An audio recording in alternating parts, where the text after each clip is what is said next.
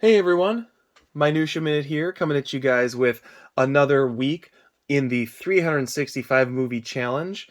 This week is going to be all about Sherlock Holmes. I've read most, but not all of the stories. I've recently been going back through them all after picking up the Leslie Klinger 3-volume annotated set. He's just a character that I've always really enjoyed. He's sort of like proto pulp. And because of the time he was created and just how popular he was right from the get go, he quickly became the subject of multiple films. As a matter of fact, you can go all the way back to the year 1900 when Sherlock Holmes appeared in a 1 minute short called Sherlock Holmes Baffled, which was literally just a little camera trick of Sherlock Holmes chasing someone around who kept disappearing and reappearing.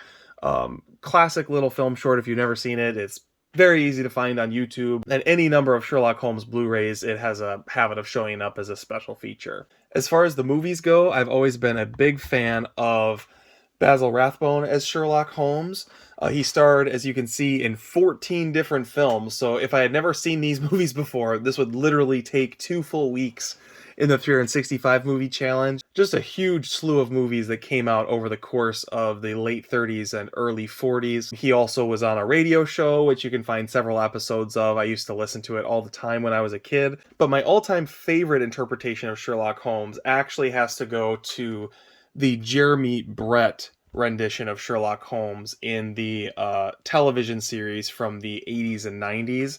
If you've never seen this version of Sherlock Holmes, he is one that I really strongly recommend. Obviously, we're here to talk about movies, and this is technically a TV series that had a few TV movie features, interspersed throughout. But I just can't not call it out because this series was just so well done. Really tackles all the different aspects of the Sherlock Holmes character in a more thorough way than anyone else has done. But of course, we're not here to talk about movies I've seen. We're here to talk about movies I have not seen, and being a little bit of a Holmesaholic, I got a little bit carried away, and over the last couple years I've bought a whole bunch of Sherlock Holmes movies and haven't had a chance to watch them. This was a marathon that I knew I was going to be doing this year at some point. Then I said, well, if I'm going to do it, I should find a couple more movies, so I bought a couple more Sherlock Holmes movies, and I've got 7 Sherlock Holmes films to talk to you about today, and as it turns out, I've still got 10 more to get through. So there are just so many different interpretations of Sherlock Holmes out there because there's such a long tradition of Sherlock Holmes in cinema. So I think it's actually going to be fun to dig into Sherlock Holmes as part of this marathon because it's also going to be kind of a survey of cinema itself. So for today, full transparency, we're going very esoteric. But I'm pretty excited to talk about these movies, actually. For most of the week, I focused on Sherlock Holmes in silent cinema. So I watched 5 different silent films featuring Sherlock Holmes. And while I was watching those 5, I was like, maybe I can find 2 more and just do a full week of just silent movies. But I kind of ran out of films that I had access to. So to lighten things up, I've included 2 different spoofs of Sherlock Holmes to wrap up the video. Kicking things off, we have a Blu-ray from Flickr Alley, and it is Der Hund von Baskerville from 1929. There's actually 2 features on here because there were 2 German Hounds of the Baskervilles in the silent era, and the one we're going to look at first is actually a bonus feature, which you'll see here is Der Hund von Baskerville 1914. This is the oldest Sherlock Holmes film that I watched over the course of this marathon, and it was a wild ride, and I'm actually really excited to tell you guys about it. So just a really quick recap for you guys, in case you're not super familiar with the Hound of the Baskerville story. The Baskerville family has a curse on them, a ghostly hound that murders the various heirs of the Baskerville family. The story opens when one of the Baskervilles is murdered, and the next one is coming to claim his inheritance and take over Baskerville estate. Sherlock Holmes is tasked with figuring out what is really going on here. Of course, he doesn't believe it's a, ghost or a demon or anything like that. He sends Dr. Watson out ahead of him to investigate, and Dr. Watson pretty quickly gets his eye on the Barrymores, who are the Baskervilles' hired servants. Now, it turns out that they're actually innocent. They seem guilty because they're harboring her brother, who is a fugitive from the law, and he's living out on the moors.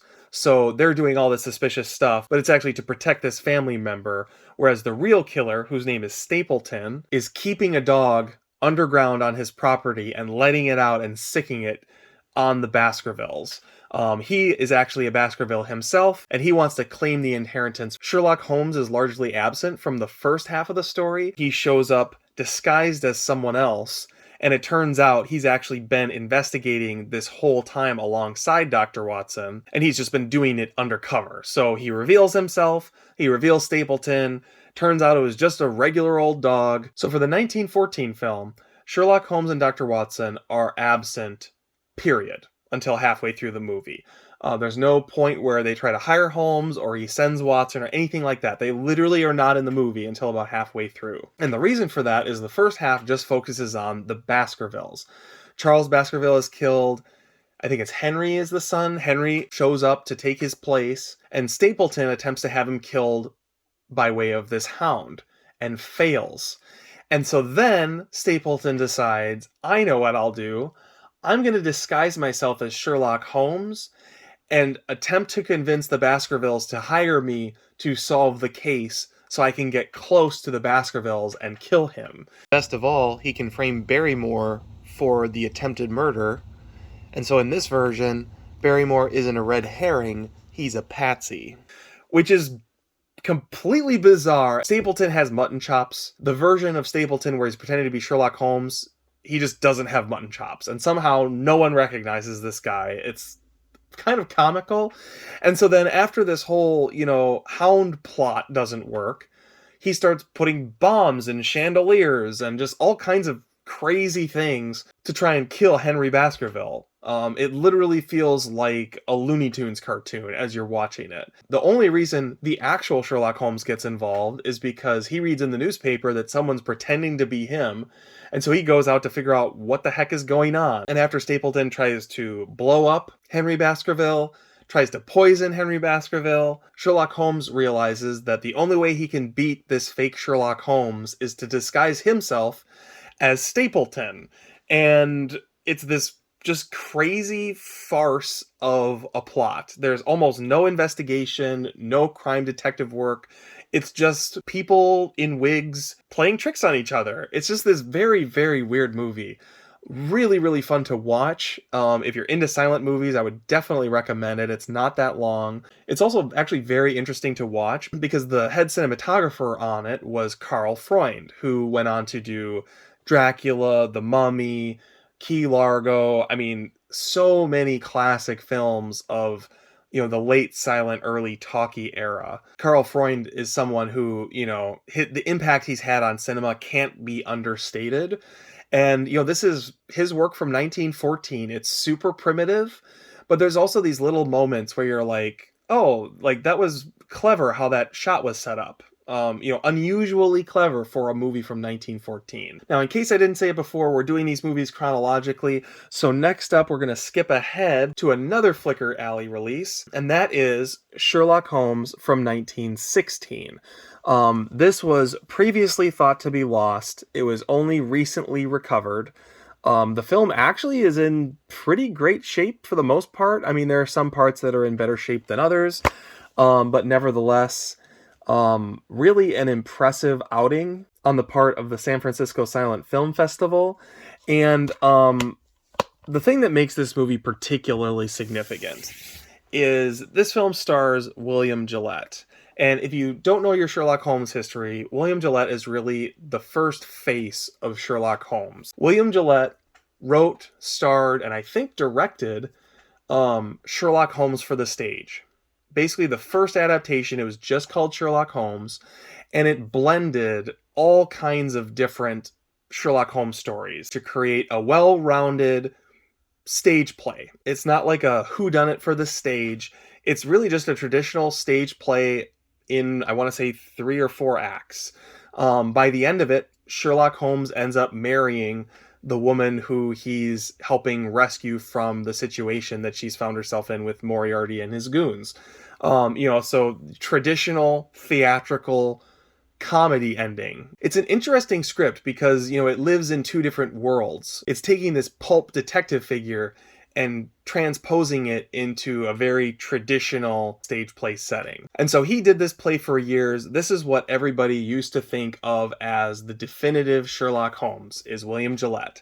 And in 1916, he basically took the play and put it on film. You definitely understand while you watch it what the appeal of it is, and why he was so magnetic as Sherlock Holmes. And at the same time, it has all these sort of slightly off elements in that, again, it's steeped in classic stage play tradition. Just a really interesting piece of history. It's very capably shot, similar to The Hound of the Baskervilles from 1914. It's all basically static shots, no camera movement, but well composed. If I had a criticism of the movie, it's that, they probably didn't do enough to really adapt this for the screen. While it's not literally filmed before a live audience, I mean, it certainly feels that way. It's very studio bound, very clearly laid out sets. You can really see, how it was originally a stage play, and there's been almost nothing done to transform it. But at the same time, although even though that's maybe a detriment against it from a film perspective, that's also part of what makes this movie so special, because it really is a piece of history on celluloid. And it's kind of humbling to watch it, because, at this point, this movie's 106 years old, which is staggering to think about. So following up William Gillette's Sherlock Holmes from 1916, we're going to skip all the way up to 1922, where Drew Barrymore's grandfather, John Barrymore, played Sherlock Holmes in a film also simply titled Sherlock Holmes. Now, out of all the Sherlock Holmes movies that I watched this week, this one was probably my second favorite, not my number one, which we'll get to in a little bit, but it was very close to the top. This is, once again, an adaptation of William Gillette. So even in 1922, his shadow looms large. But what this film does that the other film doesn't is it really transforms the stage play into a film. The film opens before the events of the stage play. It allows us to, set up the major characters involved in the story, and dovetails nicely into the narrative of the stage play, but also condenses, modifies, adapts based on what you really need for the film. William Gillette's Sherlock Holmes is almost a 2-hour silent film, which can be a little daunting if you're not used to watching silent films. 2 hours is definitely pushing it. Whereas this version of Sherlock Holmes is, I want to say 90 minutes. Yeah, 85 minutes for this one. And so it just has a little bit more energy. It's a little bit more tailored to the audience, tailored to the format that they're working in, and really elevates the material for the screen. Also going for this is John Barrymore, one of the best Sherlock Holmes of the silent era. I think he really nails the part, and I think a large part of it comes down to he's an actor that knows how to perform for the screen. Now, before moving on, just really quick, I want to call out The Sign of Four, which I watched. This one was from 1923, and this is a British film. I, for the life of me, can't remember the name of the guy who plays Sherlock Holmes in this. If I'm being honest, I don't have a lot to say about this one. This one I watched on YouTube, so it was really impossible to judge the film completely because the quality was below VHS level. And then I also had to listen to it completely on silent because the person who posted it to YouTube had put in their own sound effects and their own dialogue, and they had inserted the Basil Rathbone theme song, and it was just incredibly distracting. So I literally just watched it quietly.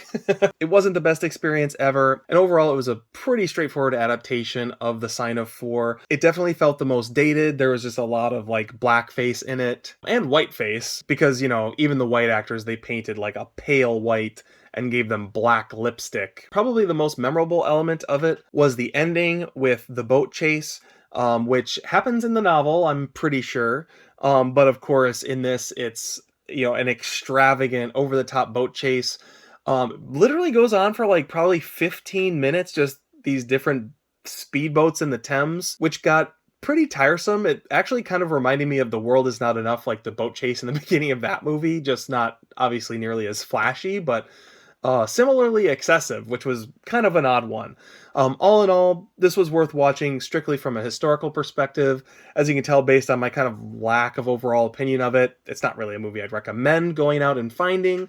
Although, maybe if I were able to watch a better version of it, maybe I would have a different opinion. So then that just leaves us with one more silent film, and that's going to bring us back to 1929 to a Blu-ray you guys have already seen, The Flicker Alley, Der Hund von Baskerville. This time, the headline feature on the Blu-ray.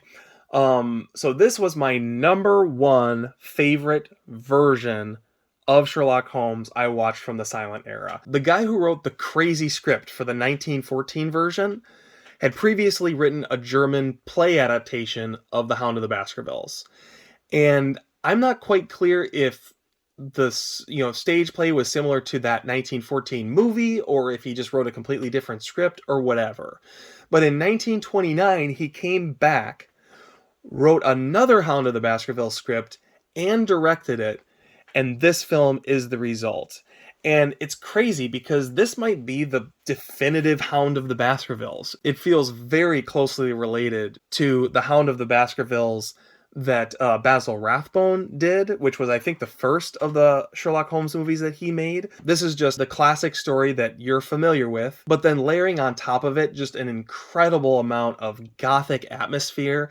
The way they interpret Baskerville Castle and the Moors and the casting of the Baskerville family and Stapleton, who's sort of this kooky guy, just dripping with atmosphere and personality. Just a jaw-dropping movie to watch, and way more camera moves and high angles and interesting shots than any of the other movies from the silent era that I watched anyway. I would not have been surprised to find out that Carl Freund had done the cinematography for this. It is that sort of 1931 Dracula level of filmmaking. Not quite that refined, but very much on the road to that. The other thing I have to call out about this movie is Sherlock Holmes and Dr. Watson. Different movies have different ways of interpreting that relationship, because in the books, Watson is just the guy telling the stories. There's not really that much to him. Of the silent films that I watched this week, this was the first one to really treat Watson as a character in the story. There's a great sense of camaraderie between the two of them. He's a little bit the comic relief, kind of like Nigel Bruce, but there's also a healthy dose of bromance going on there as well, like Robert Downey Jr. and Jude Law. Possibly the first time anybody ever really figured out what to do with Watson as a character in film. And the guy who plays Sherlock Holmes in particular is amazing.